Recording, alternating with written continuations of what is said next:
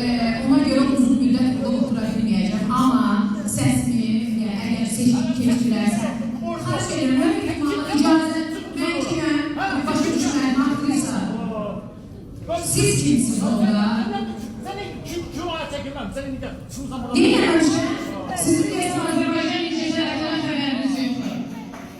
Öncə incəsənətdən xəbəriniz oldu, Beşiktaşdan xəbəriniz oldu, Azərbaycanda aktrisalara, aktorlara, sizin bu ilk tanışmışsınızda mədəniyyətiniz bəllidir. Mən gedirəm və səsimi, əgər keçdirilsə Əlisa müəllimə verirəm, çünki Əlisa müəllim bu proses boyu